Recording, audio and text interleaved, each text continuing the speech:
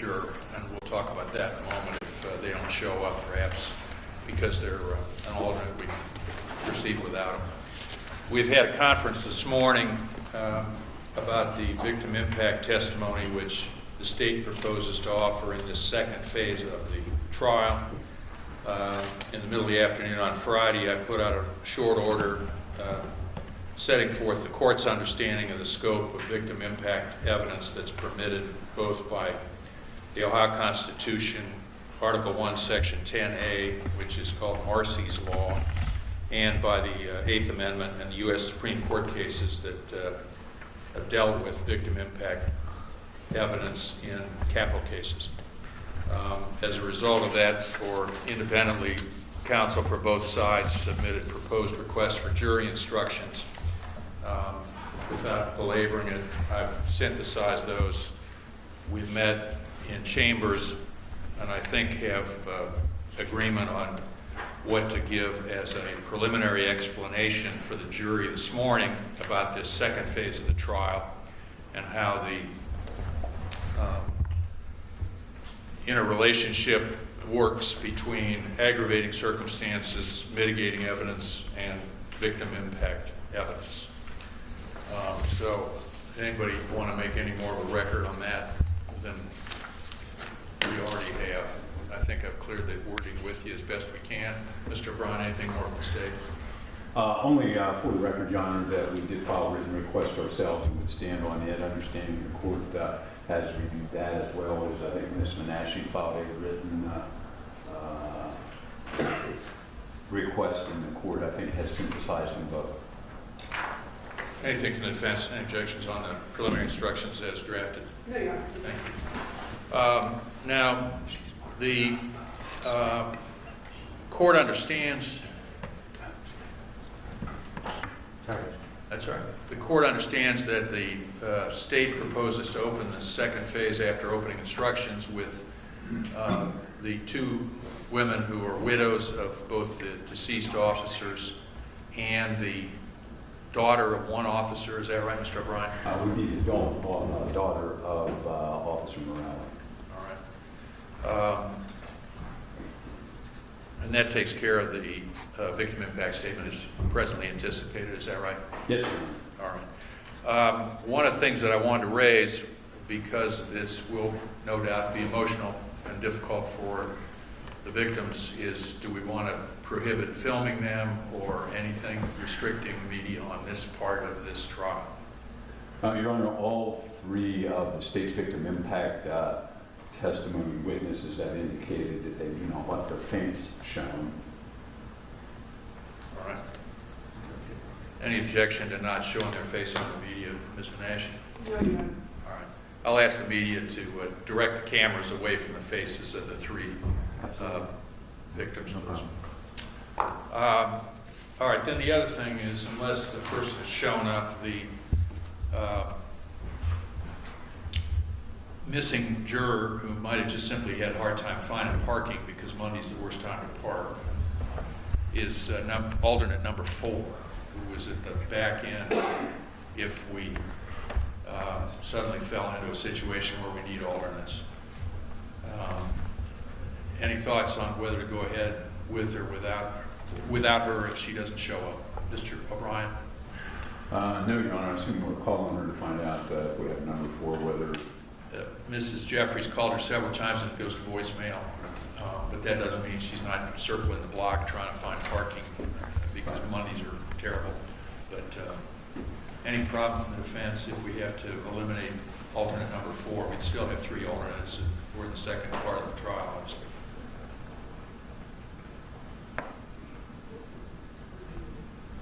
No, Your Honor. All right. Any other preliminaries before we do bring the jury in, assuming we've got everybody else here? I don't think so, Your Honor. Anything from the defense? No, Your Honor. All right. Let's check and see if we've heard anything from all before, and then John, let us know.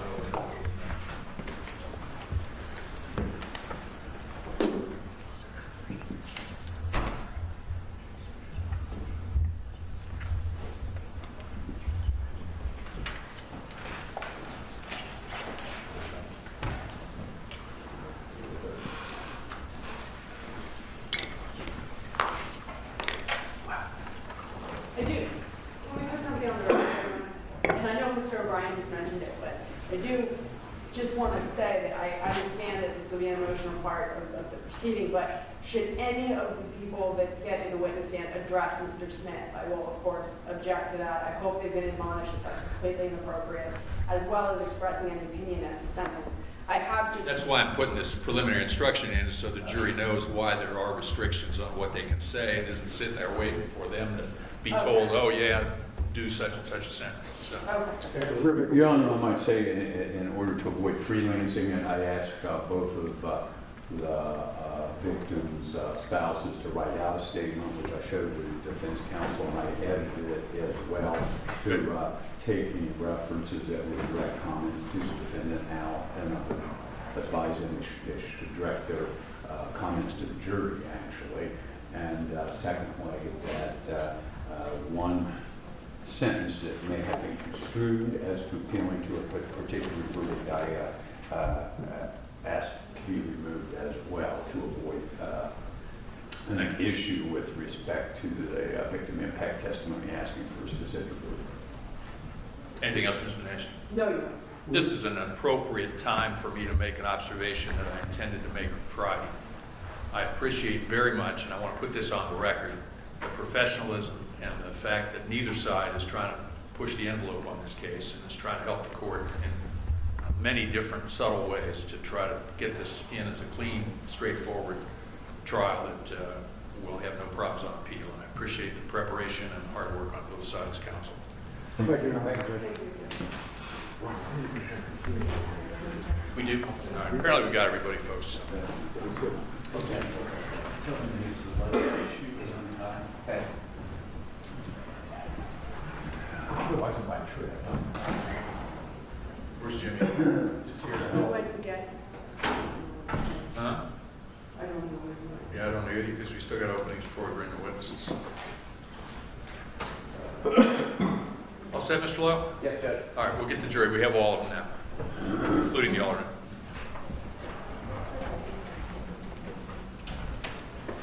All right.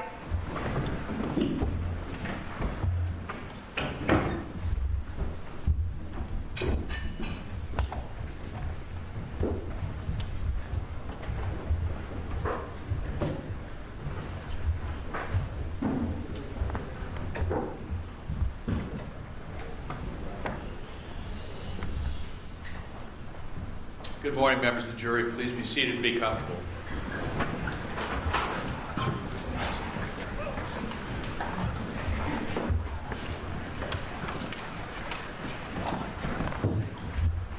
Members of the jury, the case now goes into the second phase, which was discussed with you by the lawyers during the voir dire or jury selection process based upon your verdicts on counts 1 and 2 last week and your verdicts on the specifications with them. This second phase of the trial requires you to consider the aggravating circumstances in this case and the mitigating evidence offered to balance against those aggravating circumstances. The aggravating circumstances have already been determined by you in deciding the first issues last week. However, beyond those facts that you have found were proven, the prosecution will seek this morning to introduce what is known as victim impact evidence. This evidence seeks to show the financial, emotional, psychological, or other effects and harms resulting from the commission of the 2 aggravated murders of the 2 officers. By law, a victim's representative or representatives is allowed to testify during the second sentencing phase in a capital case. This is intended to give you a broader perspective on the impact of the crimes. As with all other evidence, you decide the credibility of this evidence and how valuable it is and what intellectual weight it ought to have.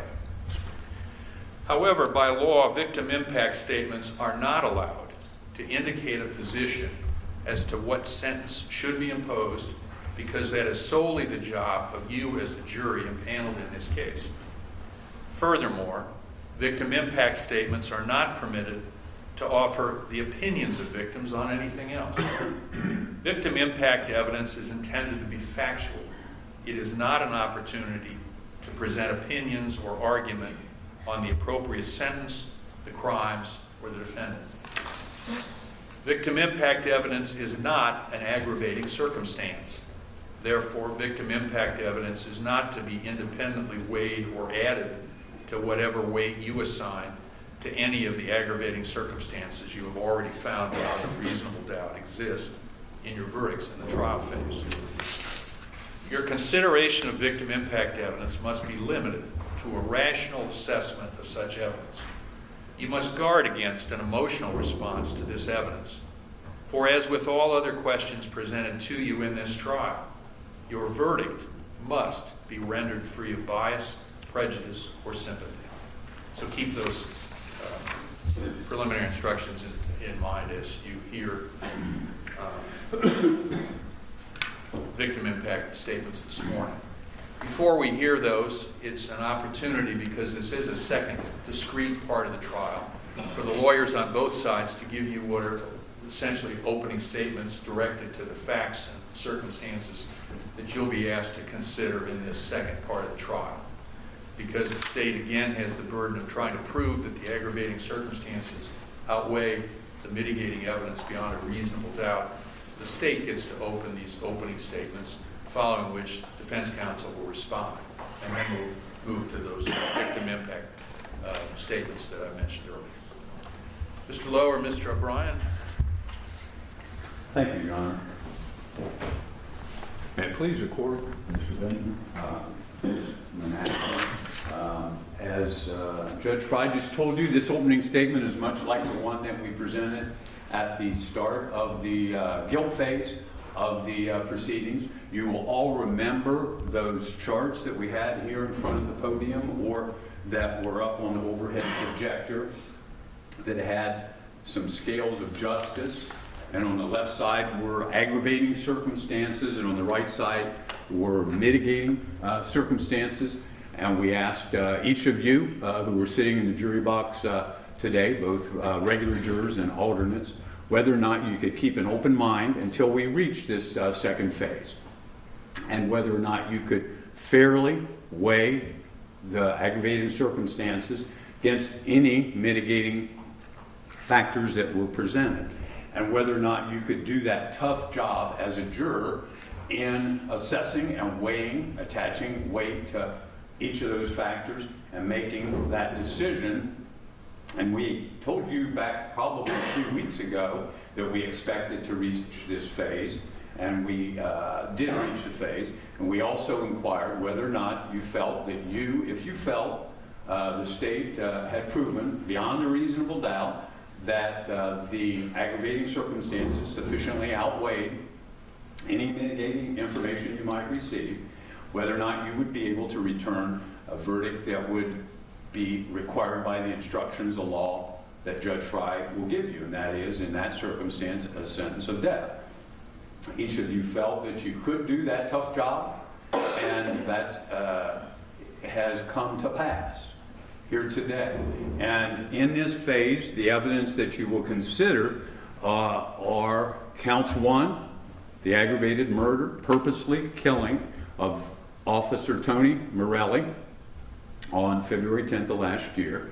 That is an aggravating circumstance that you have already found beyond a reasonable doubt to exist. And so that's on that scale on count 1. On count 1 also on that scale is a course of conduct involving the purposeful killing of 2 or more persons. So on that scale on count 1 is the purposeful killing of both Officer Morelli and Officer Jering, and it is the aggravating circumstances on count 1. They're the same on count 2, involving the purposeful killing of Officer Eric Jering, and the state submits to you the evidence that is on that scale is powerful, strong, and the evidence so strong that whatever mitigating information you hear in this courtroom,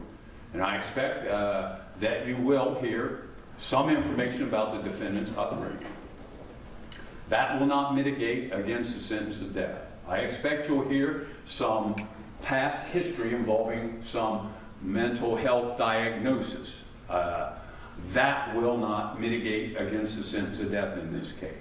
You will hear, I believe, some information about medications he was prescribed over a period of time and either was taking or not taking. And I would say that the evidence in that will not mitigate against a proposed sentence of death. The judge's instructions that he will give you at the close of this will say that you can consider as mitigating factors the nature and circumstances of the offense. The state submits the evidence shows that there's nothing whatsoever in the nature and circumstances of the offense that are mitigating. The history, character, and background of the defendant will not mitigate against the purposeful killing of those two officers that morning. Whether at the time of the offense the offender, because of a mental disease or defect, lacked substantial capacity to appreciate the criminality of his conduct or conform his conduct to the requirements of the law. The mitigating information you'll hear from this witness stand and any exhibits that are presented will not show that whatever mental issues a defendant may have, that as a result of those, he lacked the substantial capacity to appreciate the criminality of his conduct or to follow the law. He purposely made a decision you have already found, and those are the two aggravating circumstances. You're allowed then to finally consider any other factors that are shown by the evidence in this courtroom that favor a sentence other than death. Part of the process of the victim impact testimony you'll hear this morning, and that will be the wife of, or widow, I would say, of Officer Morelli, the widow of Officer Jerring, and the adult daughter of Officer Jerring, who will explain to you what this crime has done to them and done to their families. And you believe the judge will instruct you, can consider that evidence in deciding whether or not, in fairness and in justice, any of the mitigating factors are deserving of weight, are they deserving of value, and based on all that information, the state would expect in closing argument to submit to the jurors that the state's evidence, beyond a reasonable doubt, shows the aggravating circumstances, powerful as they are, have not been presented by way of mitigation such that it mitigates against a sentence of death. So thank you for your attention throughout these proceedings, and thank you, Your Honor. Mr. O'Brien, thank you. Ms. Menashe.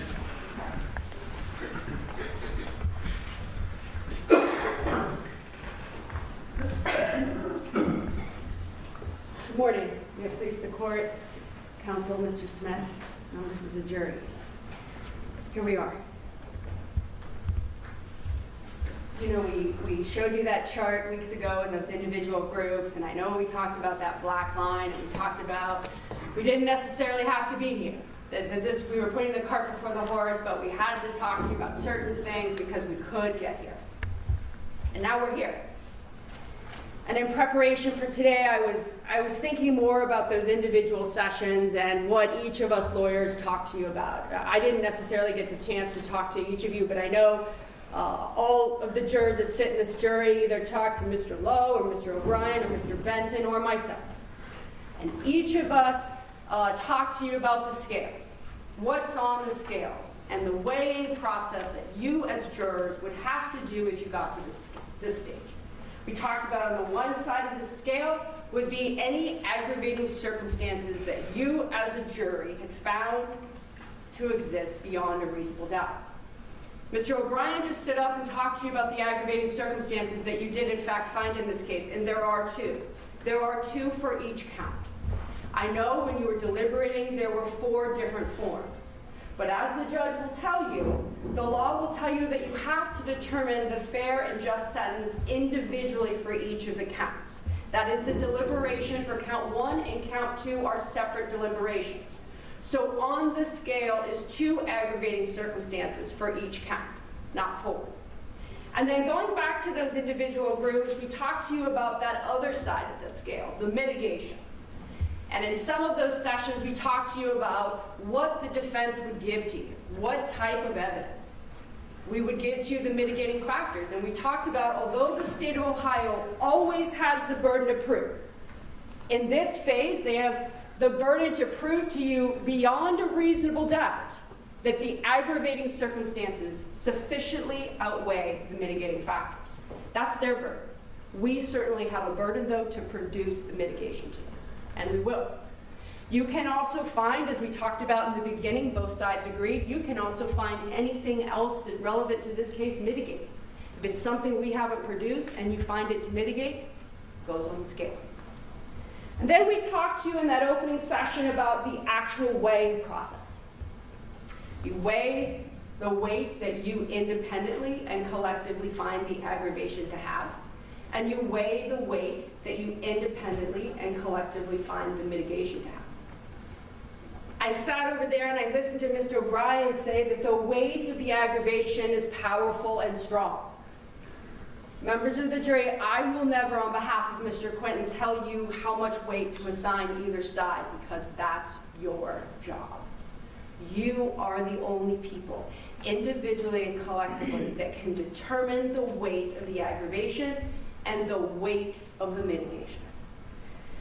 And so while we talk to you about that weighing process, and I was listening to Mr. O'Brien this morning, and then he mentioned the victim impact, I was sort of struck how I saw a few faces like a bit of surprise. And it almost seems unfair, and I have to admit, certainly not intentional of any of our parts, that we didn't actually tell you about victim impact. Because it is part now of the process in which we find ourselves. And so I'm sort of a person that often says better late than never. And so under the better late than never, I want to tell you what I wish I had said to the groups that I did individual voir dire with a few weeks ago. I want to tell you what I wish I had told you about victim impact, which is you will hear from the victims of the family members. We anticipate that the wife of Anthony Morelli and the wife of Eric Joring, and I believe it's the daughter of Anthony Morelli, will testify. They will get up on the stand and they will tell you about their grief. They will tell you about the impact of Mr. Smith's actions upon their lives. I submit and I suspect, as does my co-counsel Mr. Benton, that this will be very emotional testimony. That it will be genuine, sad, and certainly real. You will see that when they are in the witness stand, after they are done speaking and there's an opportunity for me or Mr. Benton to ask cross-examinations, we will pass. Because their grief is their grief. Their truth is their truth. And in this context, this is an individualized sentencing here. It is certainly not appropriate, nor would I ever challenge someone's story to be anything other than their own. And so I won't. The judge is going to tell you that when you listen to their testimony, that your consideration of victim impact must be limited to a rational assessment of such evidence.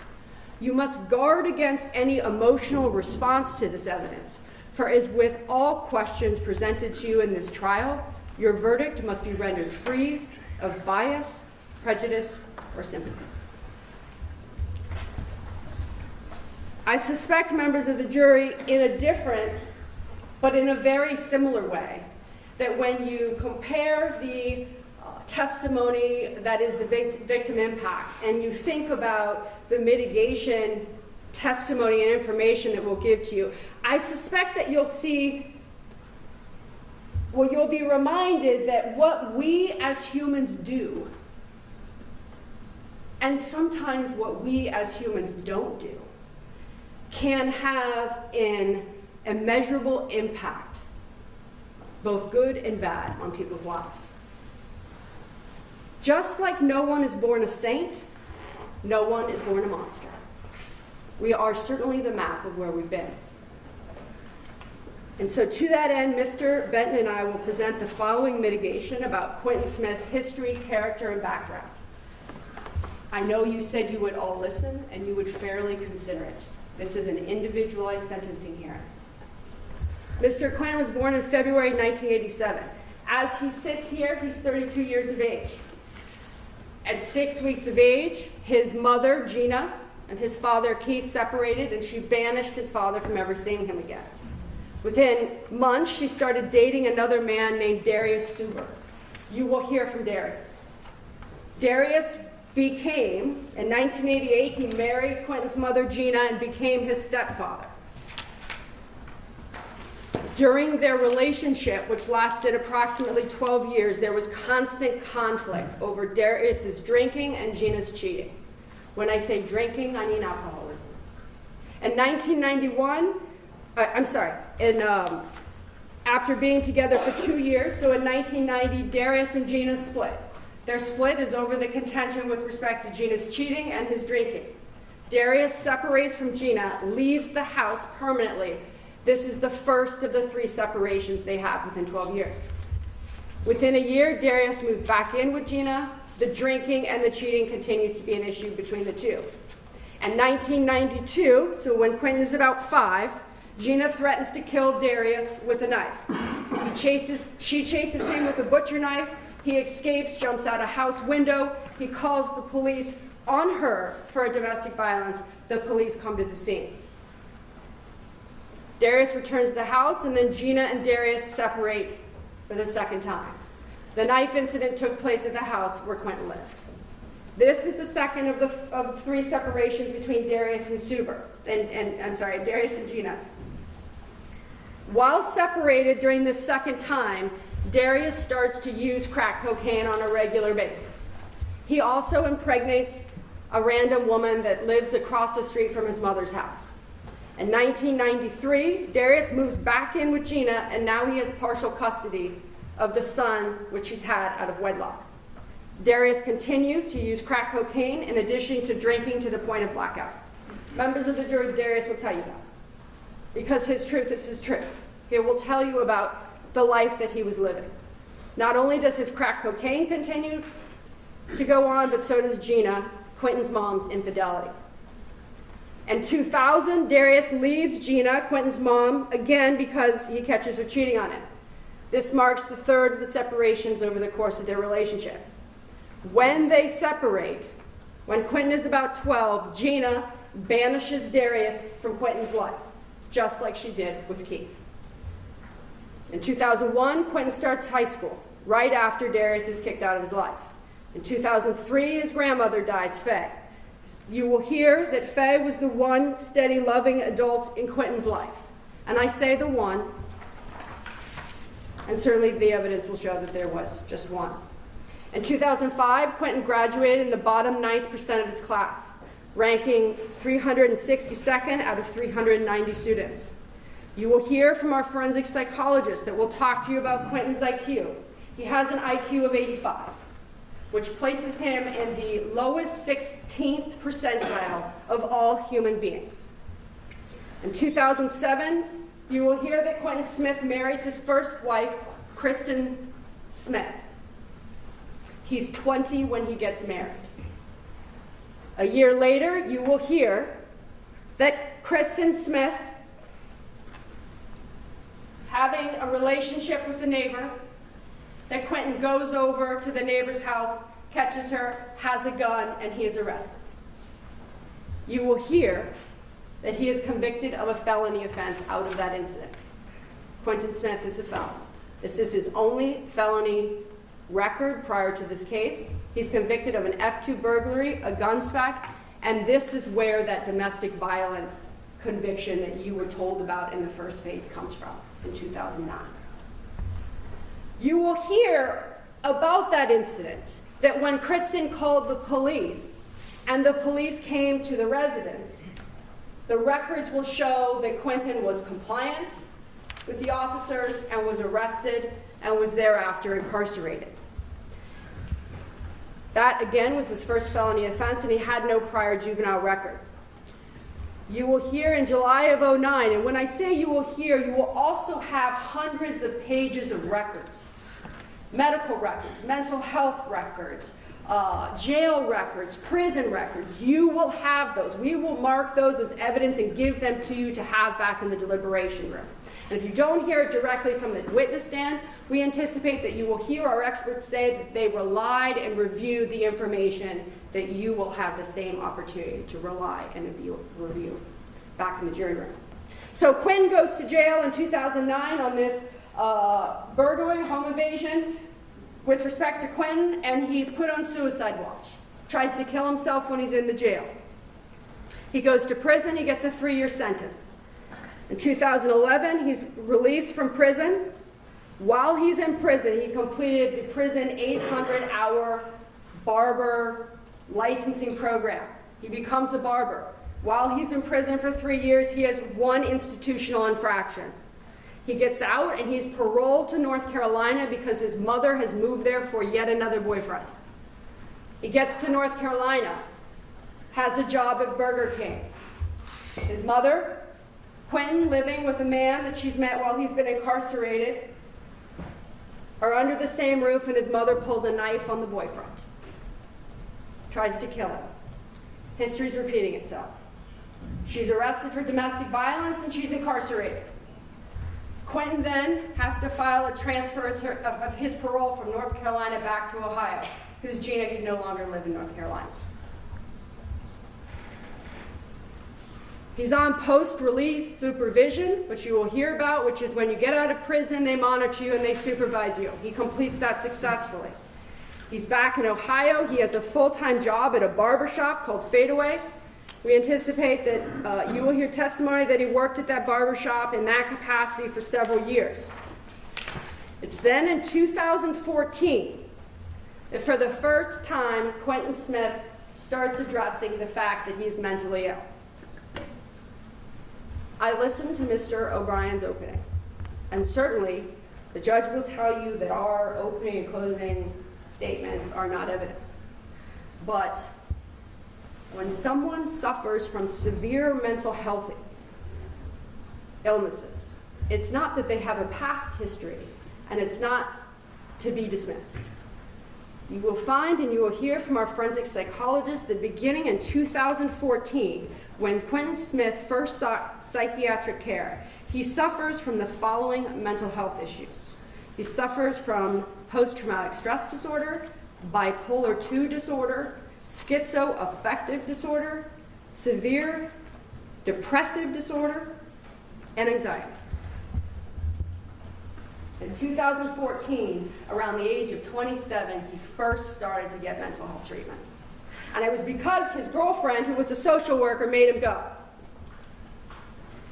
You will hear evidence that after 2014, he begins being prescribed medication, psychiatric medication. He then marries Candace Smith in 2014. In December, after marrying Candace, he's admitted to a hospital emergency commitment for 3 days for suicidal ideation and depression. He's then referred to North Central for counseling. And you will hear from our forensic psychologist that will tell you about his efforts to go to counseling for about 1.5 years at North Central. How many counseling sessions he went to. The things that he struggled with when he was in those counseling sessions. For instance, you will hear that on July 21st of 2015, the North Central individual counseling notes indicate that the prior weekend his wife had reported that he was drunk, having hallucinations.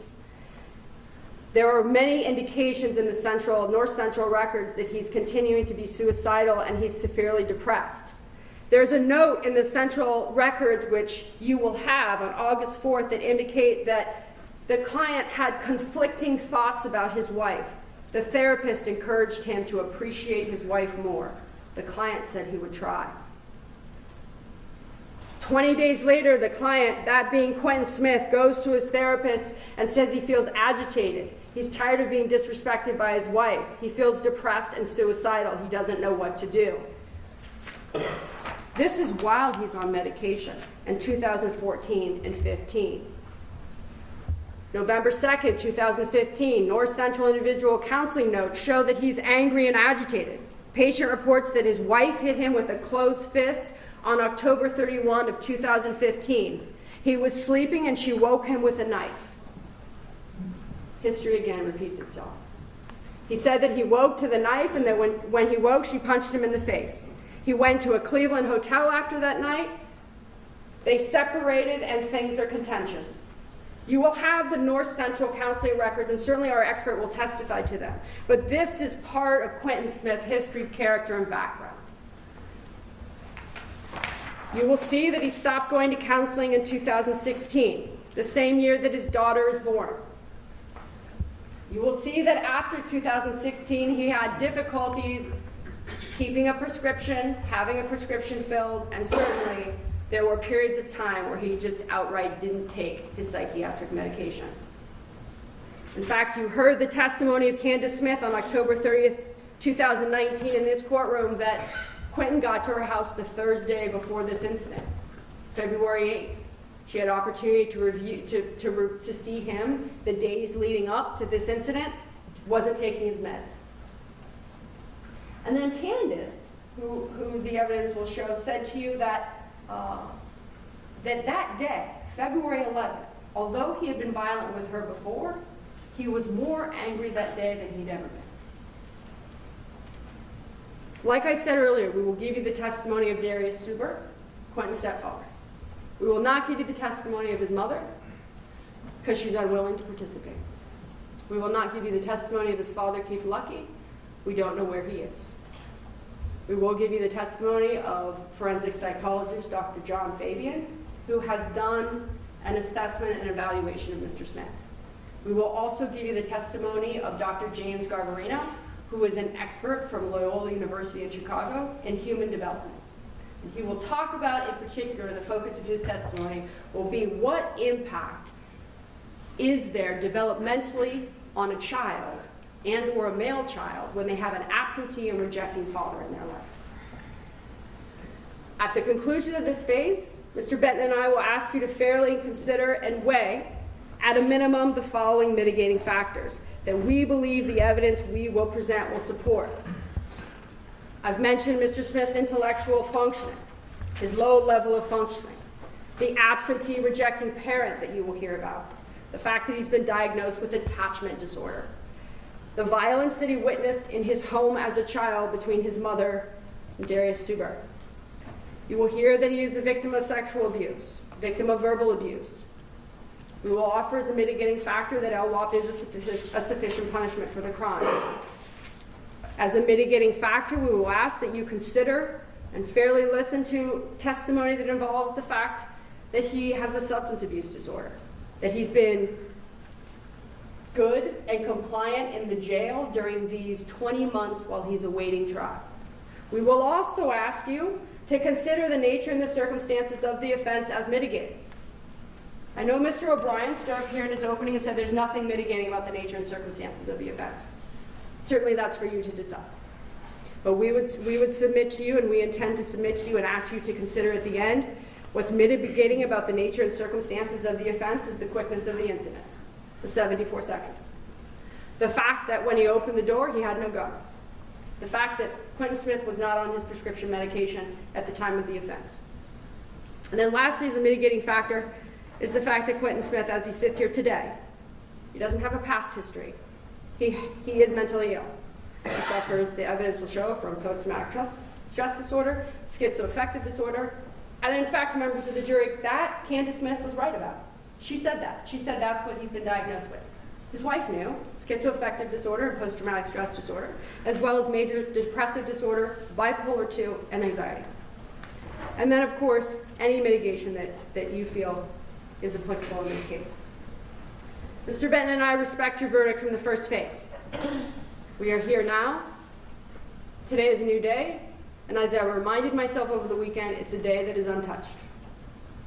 We know that you promised to listen carefully and decide individually and collectively to give the mitigation what weight you feel it deserves.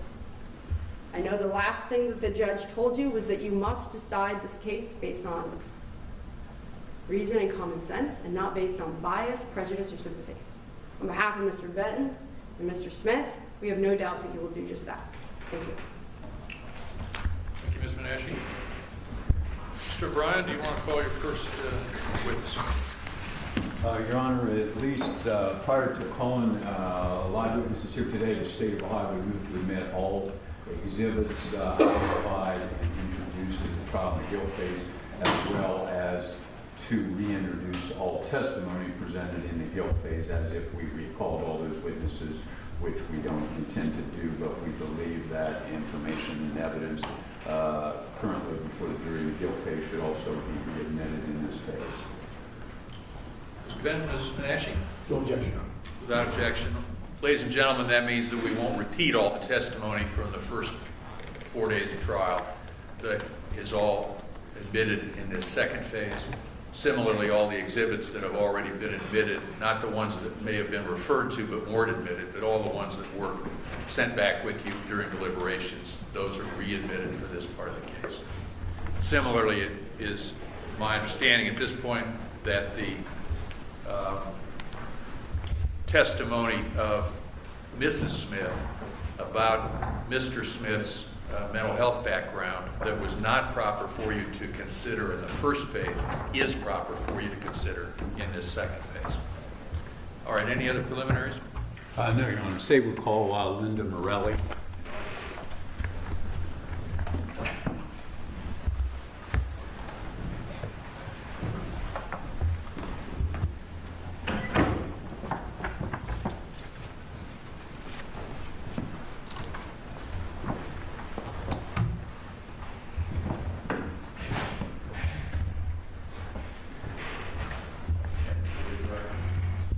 You solemnly swear the statement you're about to make to this court and jury will be the truth, the whole truth, and nothing but the truth as you answer unto God or affirm the penalty of perjury in Ohio. Please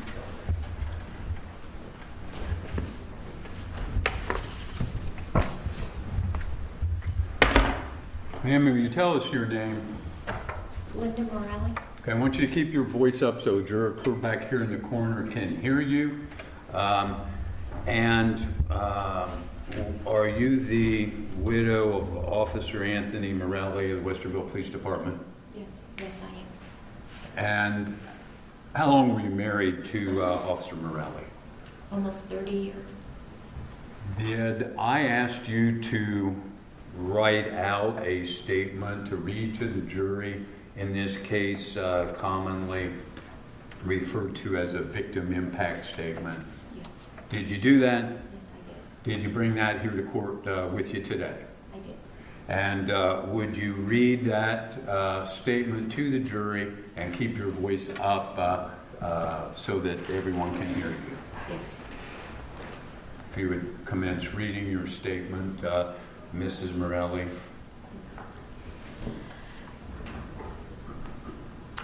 Tony and I were married almost 29 years. He was an officer at Westerville for almost 30 years. He had only 3 years to retire. We have 2 wonderful grown children. I was lucky enough to marry my best friend and have a terrific marriage. I would like everyone to know that Tony was not just an officer, that he was a son, a brother, a husband, and a father. My kids have lost their father, and I have lost my husband because of the events that happened on February 10th, 2018. Our lives have changed dramatically since then.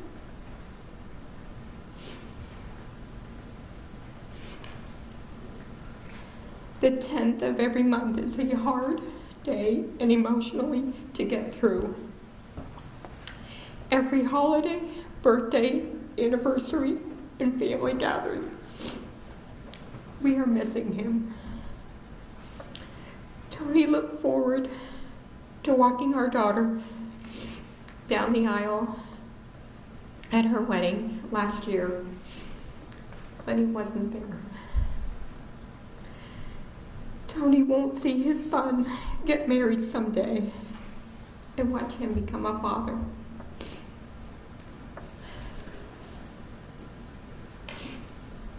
Tony missed his grandchild's birth and future adventures with that grandchild and any future grandchildren. We can no longer tell him that we love him and hear him say he loves us too. I can no longer kiss him goodbye. I no longer have my best friend. I miss the Post-it notes that he would leave for me in various places around the house, telling me that he was proud of me, to have a great day, or just that he loved me. I miss slow dancing in the kitchen with him while we cooked dinner. I miss him singing to me. I miss his humor and his laughter.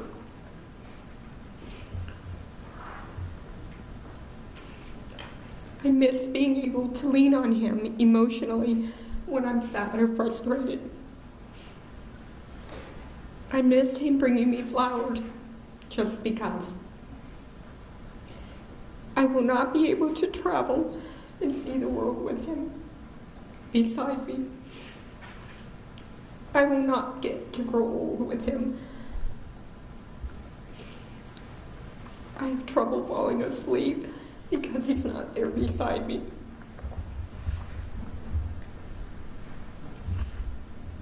I am now a widow and alone. Tony was an amazing person who loved being an officer for the city of Westerville. He loved watching sports, reading, listening to music, and being with his family and friends. He had a big smile and an even bigger heart. Tony worked so hard to give us a wonderful life that he will never get to enjoy the retirement he worked so hard for.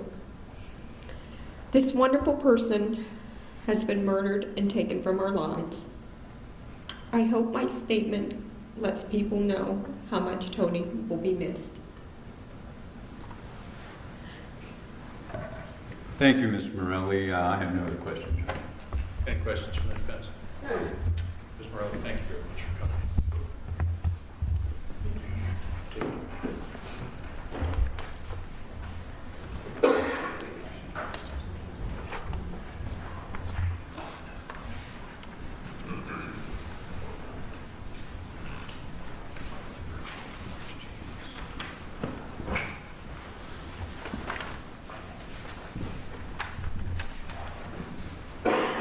Mr. Ryan? Yes, Your Honor. State would call Jamie Jerry.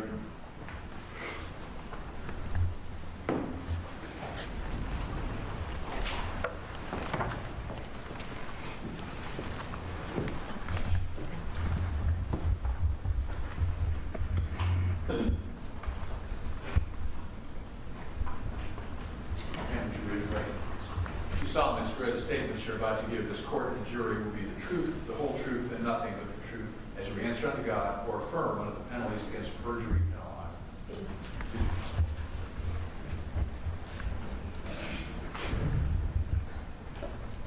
Once you keep your voice up, will you tell the jury your name? Jamie Juring. And your husband was Eric with the Westerville Police Department, correct? Yes, And how long were you married? almost 15 years. Did I also ask you to write out a statement to read to the jury about how this crime has affected you and your family? You did. Did you bring that to court with you? I did. Will you read that statement for the benefit of the jury, Jamie?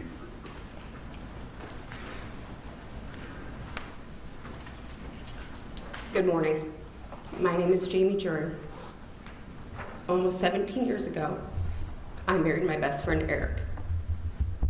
He was amazing, loving, and supportive husband and father who also happened to be a police officer. Eric's world revolved around his daughters and I. We traveled a lot as a family and made a lot of memories along the way. Memories I pray our girls carry with them forever. I knew back then what could happen, but it's something you can never prepare for and you never expect to happen, especially in Westerville. Our day started just like any other, that cold, dreary morning on Saturday, February 10th, 2018. Eric got up, ready for work, along with his canine partner, Sam. Our oldest daughter had tournaments for school, while our younger two had a day to relax, or so we thought. I took Eva to school and then proceeded to head to her game. I spoke to Eric on the phone briefly around 11:55. We hung up and I texted him to say something felt off and I wanted to vomit. I attempted to contact him again at 12:21, except this time no response. I later found out it was because he'd been murdered.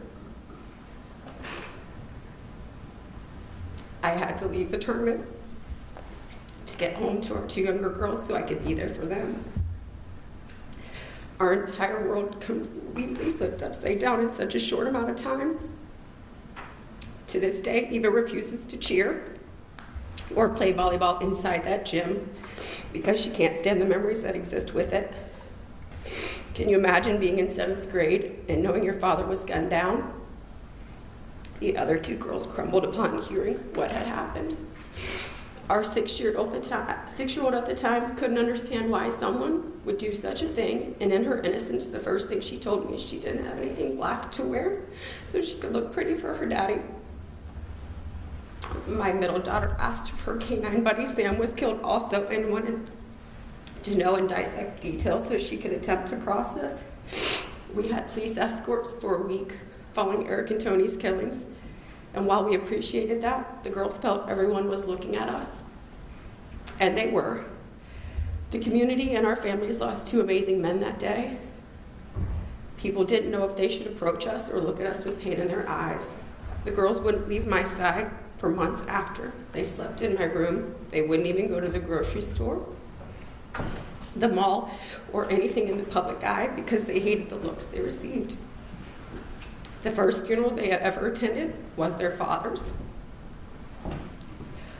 Elena won't hunt any longer because that's something she did with Eric, and all 3 can't hear bagpipes without breaking down.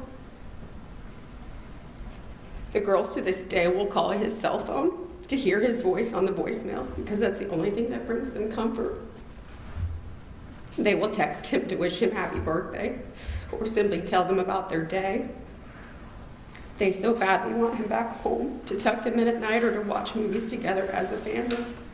How do you fix that? The answer is you really, truly can't, but I'm trying my best, and so are our girls. The anger and sadness sets in when Ella, our youngest, had to have a few friends and officers take her to her first Student of the Month breakfast in kindergarten a couple months after Eric was killed because he wasn't alive to take her. Something that she told me wasn't fair because Daddy got to go for the other 2. She had an entourage of officers for her first day of 1st grade because that's what her blue family would do, and they will do anything to see her smile, even if for a mere second. Lena started middle school, played her first year of school sports, all without her dad to watch from the bleachers. She quit travel softball because that was something she shared with Eric. Eva had her first homecoming, started her freshman year of high school, and is taking college courses, all of which Eric isn't present to support. While we know he's cheering us on in spirit, it's not how we plan things, and most definitely not how it's supposed to be. It breaks my heart knowing my husband and I won't share another anniversary. No more holidays spent as a family. Our girls won't have their dad to see their homecoming, proms, high school, and college graduations. He won't be there to walk them down the aisle or welcome grandbabies. Our girls had to grow up quickly. Not only was my husband and their father killed, it took away their childhood, their innocence, and all of our sense of security. These actions forced all of us to realize the harsh reality that life isn't fair, and evil, hate, and hateful people exist. I was made a widow, in turn making me both a mother and a father. I've had to be strong and will continue to be strong to protect our kids and show them that even though this ruined our normal, these sinful actions won't control or dictate our future, because quite honestly, we are better than that. My husband died a hero that day. I'm proud that he walked in with his head held high and saved Candace and her daughter because he took an oath to serve and protect, and he died that day doing just that.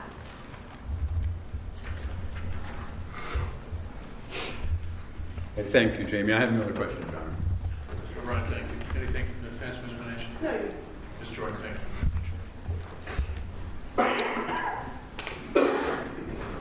Do you have a third witness? Yes, we have one additional witness, Your Honor, Officer Morelli's daughter.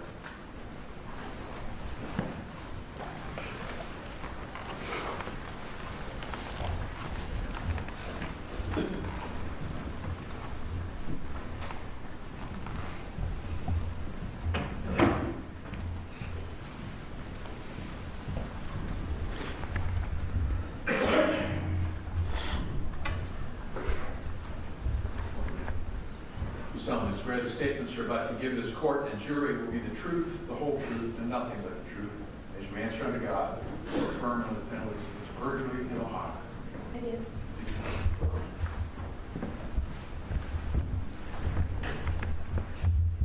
Will you tell the jury your name? It's Elizabeth Morelli, but I go by Beth. Beth.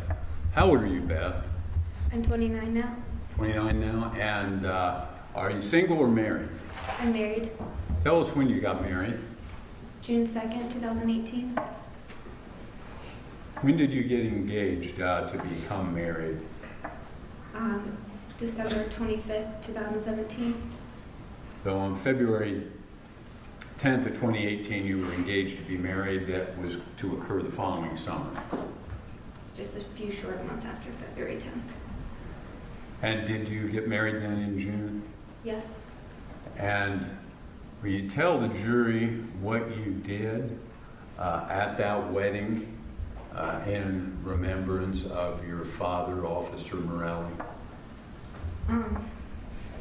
Luckily, my dad and I are planners, so we had a few things in place. We had already chosen the song that we wanted to dance to, but I had asked him prior to for a shirt of his so that I could have it sewn into my dress in a heart. And that morning, after hounding him, he gave me his shirt that he wanted to put in. So it was a blue shirt, so it was my something blue in my dress. And something blue for the wedding came from your father? Yes. In the shape of a heart? Yes. And it was sewed into your wedding dress? Yes. Did you do anything else special for the wedding in remembrance of your father? Yes. On his old uniform, he had pins on it that said their badge number 467. So I had that pinned to my dress. And then as a family, we all got tattoos a few months prior to. And I had, in his handwriting, Morelli tattooed my foot. So it was like he was walking me down the aisle. And he wasn't there to do that, was he? No, sir. Have you had any children since then? Yes. Tell the jury what kind of children that you've had since this crime. I have a little baby who was born June 4th of 2019. Do you want me to go further? Your father obviously isn't there to enjoy that grandchild, is he? No, he's not. Okay, Beth. Thank you. I have no questions, John. Anything, Ms. Benesh? No. Go ahead. Thank you, Ms.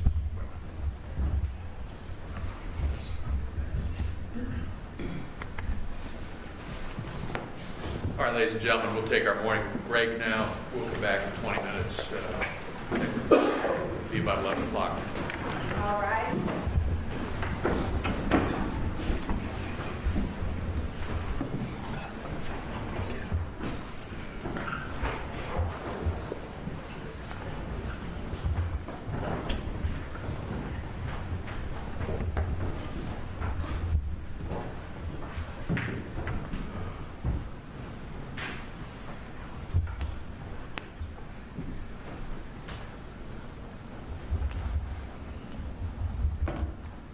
Anything, counsel, before we take a break?